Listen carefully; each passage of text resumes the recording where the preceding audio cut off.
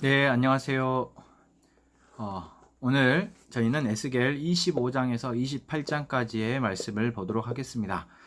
24장까지 남유다에 대한 에스겔의 심판의 메시지가 다뤄졌다면 기록되어 있었고, 이제 25장부터 32장까지는 유다의 주변에 있는 이방 나라들에 대한 심판의 메시지가 기록되어 있습니다.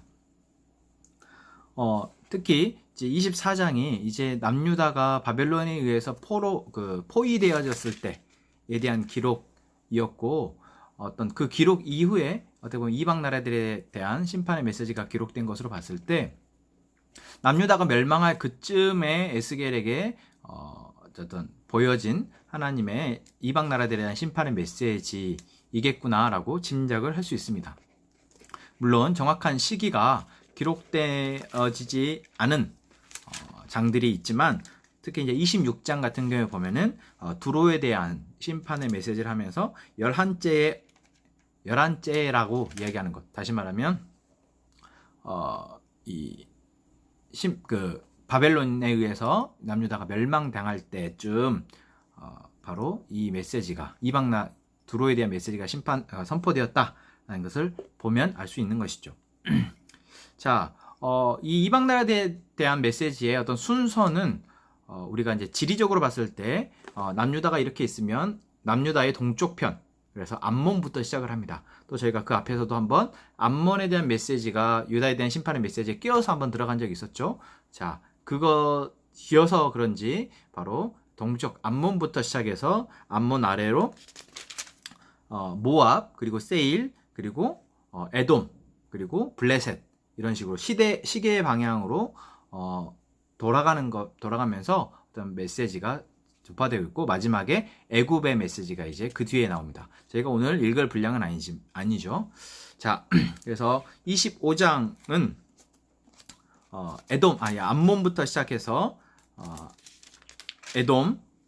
암몬, 모압, 세일, 그리고 에돔, 블레셋까지 이 나라들에 대해서 심판의 메시지가 적혀 있습니다.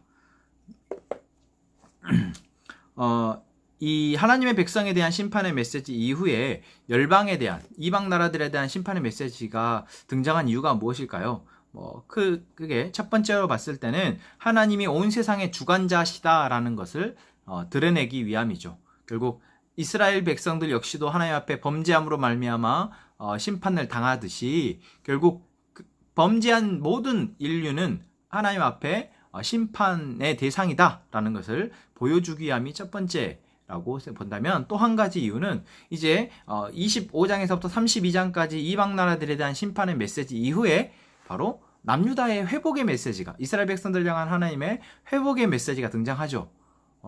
자, 이게 역설적으로 남유다를, 다시 말하면 하나님의 백성들을 멸망에 이르게 하고 또한 괴롭혔던 이방 나라들에 대한 하나님의 심판의 메시지가 결국 남유다의 백성들을 회복해 하는 메시지의 시작점이 되어진다라는 것을 우리가 생각해 볼 수 있겠습니다. 그러니까 이스라엘 백성들을 괴롭히는 이방 나라들, 적들을 하나님이 징계하심으로 인해서 이스라엘 백성들이 회복이 되는 것이죠. 그래서 그런 관점에서 예언서에가 이방 나라들에 대한 심판의 메시지가 나온다라고 생각해 보면 될 것 같고요.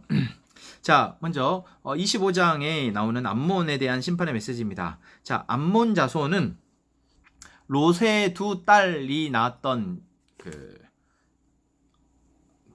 롯의 딸들이 롯과 동침함으로 낳았던 자손이 바로 암몬과 모압 족속입니다. 그래서 어떻게 보면 형제 족속이죠. 아브라함과 형제 족속이었지만, 그럼에도 불구하고 이 암몬과 모압은 이스라엘 백성들에 대해서 함께 기뻐하고 함께 웃었던 것이 아니라 유다의 멸망을 기뻐하고 조롱하였다라는 것을 하나님이 그들의 어떤 책망에 또는 심판의 근거로 이야기하고 있습니다. 그래서 또한 모압에 대해서는 유다족 속에 대해서 조롱했던 것이죠. 너희들이 이방 나라들과 다름없이 멸망하는구나 라고 하는 이야기가 바로 8절에 나오죠. 유다 족속은 모든 이방과 다름이 없다 라고 모압이 비아냥되고 조롱했다. 그래서 그 이유로 심판을 받는다 라고 말씀하고 있고, 12절부터 나오는 에돔에 대해서는 바벨론이 유다를 침공할 때 에돔이 거기에 거들어서 유다를 공격하였다. 그 죄에 대해서 하나님이 말씀하고 계시죠. 그리고 블레셋은 전통적으로 이제 15절부터 나오죠. 블레셋은 전통적으로 계속해서 이스라엘 백성들을 괴롭게 하고 공격해왔던 그런 원수와 같은 족속이죠. 그래서 하나님이 그 원수를 갚으신다라고 말씀하고 있습니다. 자, 그리고 이제 26장부터 28장까지는 이스라엘의 북쪽에 위치한, 북서쪽이죠. 북서쪽에 위치한 페니키아의 두 국가 두로와 시돈에 대한 심판의 메시지가 나옵니다.